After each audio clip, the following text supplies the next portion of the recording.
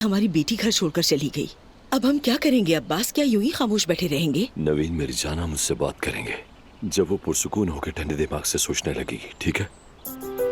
तुम एक काम क्यों नहीं करती? एक माइक कमीर खान वालों के घर में भी लगवा दो।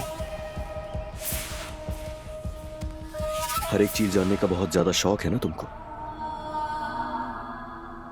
ये हरकत इसी की होगी, तुम्हारी तवज्जो हासिल करने के लिए। यहाँ रहने का यही तो इसका मकसद है।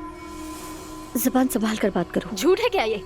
यहाँ से इसलिए नहीं जा रही हो ताकि मेरे शौहर के करीब रह सको। तुम्हारा ये मासूम चेहरा तुम्हारी नियत को छुपा नहीं सकता। मक्कार औरत हो तुम, बस मक्कार। बहुत हो गया। सर पर मार देती ना मेरे। बहुत हो गया तुम्हारा तमाशा। हामिद, तो मुझे कुछ कहने के बजाय इसे कुछ क्यों नहीं कहते? बहुत हो गया। फौरन सामान बांधो, अपना जा रही हो तुम।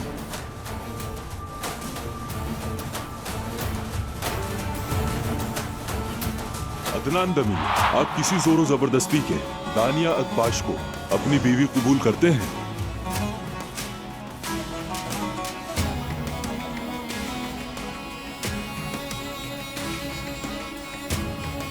खानदान की मौजूदगी में और अपने इख्तियारात को मद्देनजर रखते हुए आप दोनों के मियाँ बीवी होने का ऐलान करता हूँ।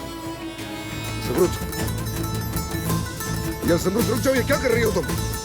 एक बार आराम से बैठ के मेरी बात सुन लो, मैं तुम्हें सब कुछ समझाता हूँ। बहुत देर हो चुकी है अदनान, अब कुछ नहीं हो सकता। ज़मरुद, तुम्हें खुदा का वास्ता है ज़मरुद।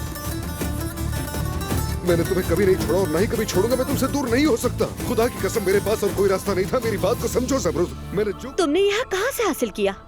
मर्द होने की वजह से? ये हम दोनों का मामला, तुम्हारे से कोई ताल्लुक नहीं। जितना हो सके दूर रहो। यकीनन मेरा भी मामला है। तुम हमें अपनी दो बीवियां समझ ही नहीं सकते। ये औरत तुमसे बहुत पहले तलाक ले चुकी थी और मैंने तुमसे मजबूरन शादी की। मतलब ये है कि ना ये तुम्हारी बीवी है और ना मैं हूँ तुम्हारी बीवी।